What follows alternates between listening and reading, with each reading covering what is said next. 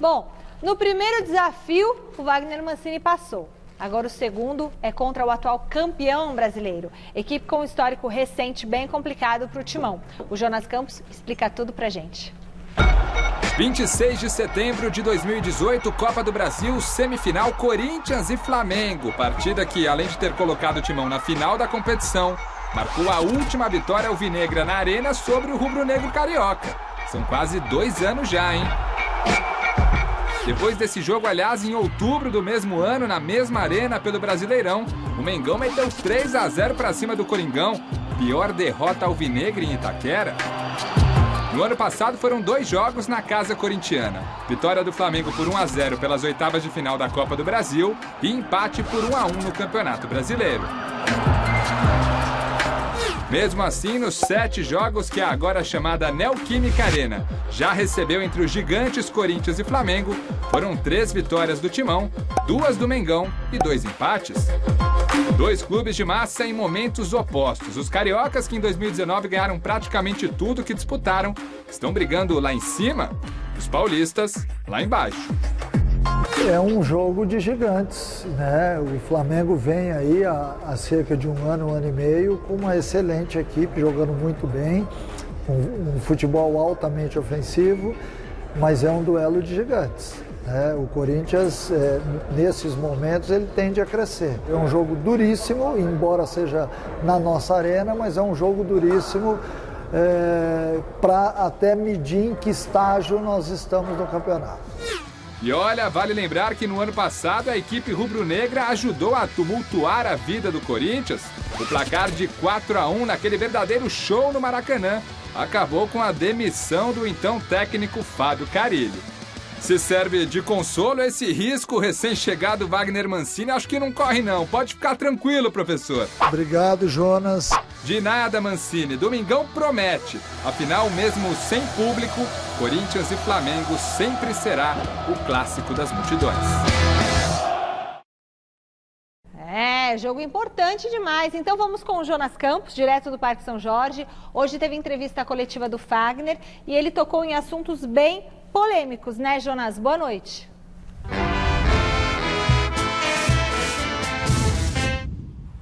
Fala, Michele, muito boa noite a você, ao Flávio, ao Garrafa, todo mundo que acompanha o nosso Gazeta Esportiva. Tocou sim, Michele. Pela primeira vez, o Fagner se manifestou em entrevista coletiva virtual após toda essa turbulência, né, enfrentada pelo Corinthians nos últimos meses. É bom lembrar que o Fagner não estava naquele protesto que a gente mostrou com exclusividade no Mesa Redonda, mas com cara de emboscada, né, no aeroporto de Guarulhos após a derrota para o Fluminense, mas ele tem sido alvo da torcida em outras manifestações. Mas o mais lamentável de tudo é que o filho do Fagner, de 10 anos, chegou a sofrer ameaças nas redes sociais e hoje, na entrevista coletiva virtual, o Fagner falou sobre tudo isso e sobre a situação difícil enfrentada pelo Corinthians em 2020. Acho que o Fagner ser cobrado é uma coisa, até porque é o meu trabalho, se eu estou bem, se eu estou mal, né? Se as coisas não estão acontecendo, eu ser cobrado é uma coisa, eu vivo disso, é a minha profissão, né? Agora acho que cobrar uma criança de 10 anos ou cobrar a esposa de um atleta através de uma rede social, acho que isso não vai acrescentar em nada. A gente sente muito isso, né? Os nossos familiares sentem. Né? Um exemplo que eu vou te dar, após o jogo do Atlético Paranaense, né? Minha esposa comentou comigo recente, ontem, se eu não me engano, à noite, ela e meu filho choraram. Então, assim, para você ver o peso que às vezes a gente acaba carregando sem a gente saber, né? O quanto a nossa família sente por nós, né? Então a gente sabe que é difícil a situação, mas não é por falta de entrega, não é por falta de dedicação, mas é como eu falei, o futebol às vezes você, no momento você está muito mal, no outro momento você começa a ganhar confiança de novo, as coisas melhoram e a coisa engrena. Aí o Fagner, né, um relato importante, né, Michele? No futebol muita coisa acaba extrapolando e passando do ponto, essa pressão acabou passando do ponto, chegando nos familiares, filho de 10 anos, enfim. Lamentável ele se manifestando nessa mesma entrevista coletiva, a gente vai falar ao longo do Gazeta Esportiva, ele falou sobre essa polêmica de Walter e Cássio brigando por essa posição de titular, pelo menos em campanhas de torcedores, né? Mas o relato importante do Fagner em torno de toda essa pressão que passa o Corinthians e os próprios jogadores e familiares. Michele. Beleza, Jonas, muito obrigada. É muito triste, realmente, essa questão do Fagner afeta a família. Isso não é certo mesmo, né? Bom, se eu estou em qualquer lugar e a minha família é ameaçada, eu saio. O Corinthians não é mais importante que a família do Fagner.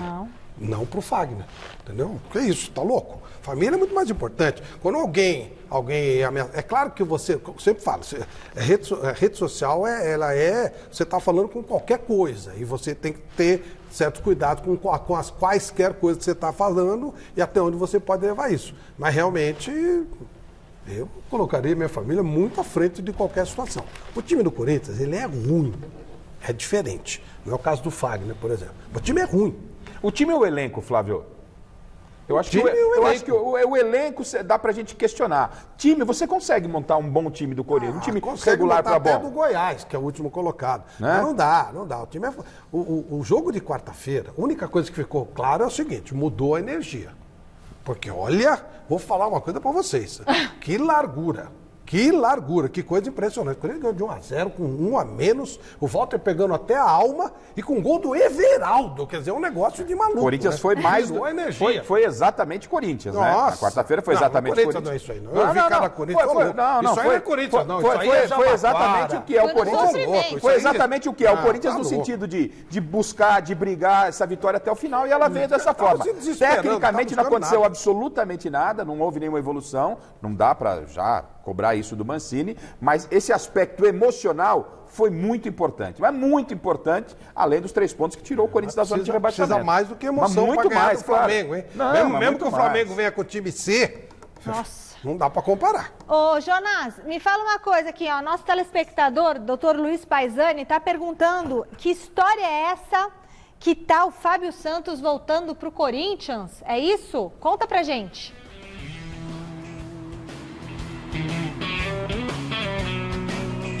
É isso sim, viu, Michele? Campeão da Libertadores em 2012, campeão do mundo em 2012 pelo Corinthians. Fábio Santos deve pintar aqui na capital paulista na semana que vem para oficializar o retorno dele ao Corinthians nos mesmos moldes das contratações de Otero e Casares, né? Jogadores do Atlético Mineiro. Tudo já apalavrado entre Corinthians, Galo e o Fábio Santos. Ele viria sem custos, o Corinthians assumiria o salário desse jogador, reforço importante para a lateral esquerda, já que no fim do ano o Sid Clay, que está emprestado pelo Dinamo de Kiev, deve retornar ao futebol ucraniano. Fábio Santos deve pintar no timão novamente, viu, Mi? E aí, é um bom reforço para o Corinthians? Sid Clay vai embora, chega Fábio Santos, a saída do Sid Clay é um reforço bem considerável para o Corinthians, né? O Fábio Santos é bom jogador, tem história no clube, agora não serviu para o São Paulo, né? Para a gente ver como é que o tipo de reforço que o Corinthians está pegando. Aquilo que não serve para o São Paulo, o Corinthians pega. É isso. Terceiro já, né? O terceiro reforço. O Otero, Casares e o Fábio Santos. Aquilo que o São Paulo não quer, o Corinthians está pegando. Então, é o terceiro jogador que vem do Atlético, o Sid Clay, não precisa esperar terminar o contrato não, já podia liberar ele já, né? Porque não disse que veio. Ele teve uma passagem antes do Corinthians relativamente boa, é verdade, tanto que o Corinthians foi atrás dele novamente, mas não deu certo. Foi o laço? Né? Pode pôr. Se fizer um acordo, então não ter que pagar o resto do contrato, melhor, mas pode mandar o laço e leva entregar.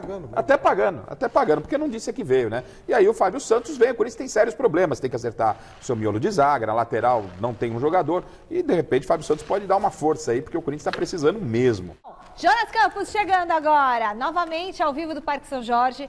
Ô Jonas, será que o Mancini já definiu os titulares para encarar o Flamengo? E aí, é Walter, é Cássio também? Conta pra gente.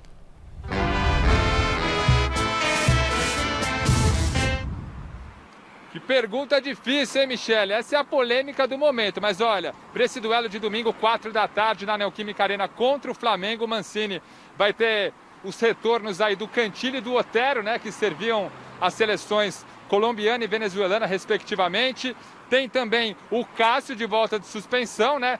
Deve ser titular, o capitão do Corinthians, mas ele também tem as ausências do Bruno Mendes, expulso contra o Atlético Paranaense, o Ramiro, suspenso pelo 3º amarelo, e o Jô, informação de agora, não treinou nesta sexta-feira e muito provavelmente será desfalque para esse duelo contra o Flamengo. Então a gente coloca agora uma tentativa de escalação aí para esse confronto de domingo, lá na Arena.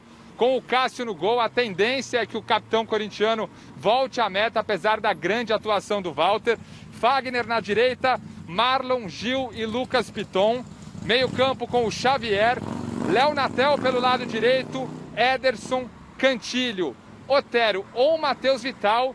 E lá na referência do ataque a gente colocou ali essa dúvida entre o Jô e o Bocelli, mas agora com essa informação da contratura na panturrilha do Jô, o Bocelli deve enfrentar o Flamengo, deve ser titular, escalado pelo Wagner Mancini. Colocamos o Cássio no gol, mas como a gente vem debatendo aqui no Gazeta Esportiva, existe essa campanha pela titularidade do Walter. Esse tema foi abordado na entrevista coletiva hoje do Fagner, que fez elogios aos dois goleiros, mas saiu em defesa do Cássio, principalmente em relação às cobranças excessivas em cima do capitão corintiano. Olha só. A gente sabe da qualidade do Walter, a gente sabe da qualidade do Cássio, né? São dois baita goleiros. Mas, assim, eu acho que a gente tem que respeitar a história, né? O Cássio, ele, para mim, é um dos maiores ídolos da história do clube. Acho que o respeito com ele tem que ser muito grande, né? Não estou dizendo quem tem que jogar ou quem não tem que jogar. Isso aí é o treinador que decide. Mas acho que tem que se respeitar um pouquinho mais, não só o atleta, por tudo que ele já fez no clube, mas acho que o ser humano, né? Acho que as críticas em cima dele têm sido muito pesadas, né? É um cara que sempre defendeu o clube, que sempre fez de tudo para ajudar o clube. Então, acho que um pouquinho mais de respeito pelo grande atleta que ele é, pela grande pessoa. Eu acho que as pessoas esqueceram, né, aquilo tudo que ele já fez ou aquilo tudo que ele representa para o clube. Ô Fagner, é só não generalizar.